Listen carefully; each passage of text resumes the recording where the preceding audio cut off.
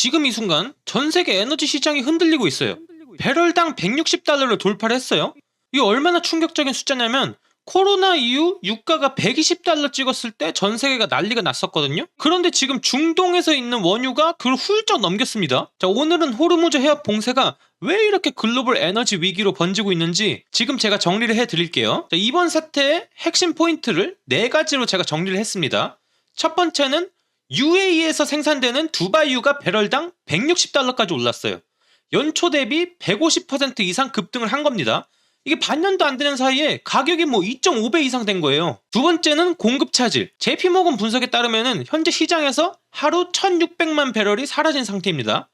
전략 비축률을 풀어도 약 한 1000만 배럴이 여전히 부족하다는 전망이에요. 세 번째로는 전세계 확산이죠. 아시아 정유사들이 중동산 원유 대신 노르웨이, 러시아, 콜롬비아, 심지어 미국산 원유까지 긁어 모으고 있습니다. 이게 결국 전세계 원유 가격을 끌어올리는 구조가 되는 거죠.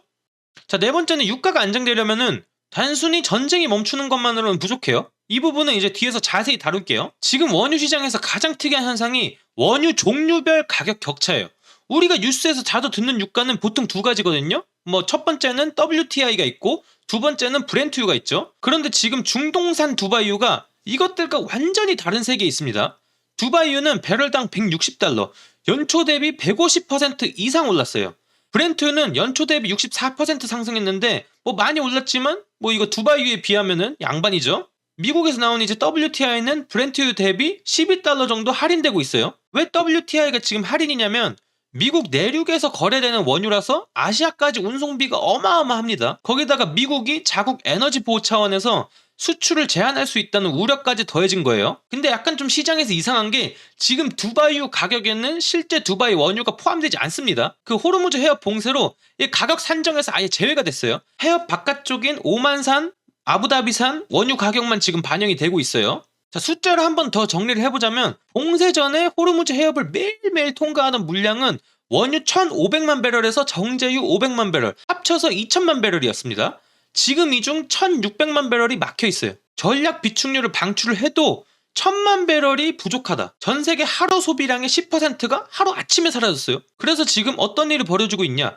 아시아 정유사들이 대체 원유를 전 세계에서 흡수하고 있어요. 노르웨이산 석유가 지금 사상 최고의 프리미엄을 기록하고 있어요. 유럽으로 가던 물량이 아시아로 빨려 들어가니까 유럽도 이제 공급 압박을 받기 시작해요. 그리고 알래스카 북부산, 콜롬비아산, 러시아산 이런 원유까지 가격이 막 폭등하고 있어요. 그럼 이 상황이 언제 끝날지 3가지 조건이 있는데 노르웨이 투자은행 애널리스트가 3가지 조건을 제시했어요.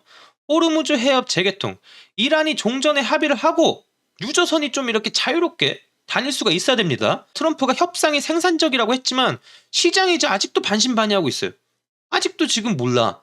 과거에도 비슷한 신호가 나왔다가 깨진 전례가 있기 때문에 아직도 반신반의하고 있는 거죠. 그리고 두 번째, 걸프 산유국의 감산 철회.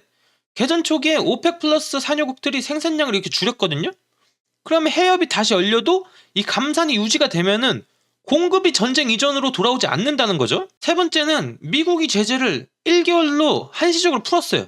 그런데 시장은 지속 가능한 장기 완화를 요구한다는 거죠. 단기 조치만으로는 투자자들한테 불안 해소의 한계가 있다는 거예요. 이 3가지가 동시에 맞아떨어지지 않으면 유가는 쉽게 내려오지 않는다는 게 이제 전문가들의 공통적인 시각입니다. 마지막으로 전문가들의 말을 좀 직접 들어볼게요.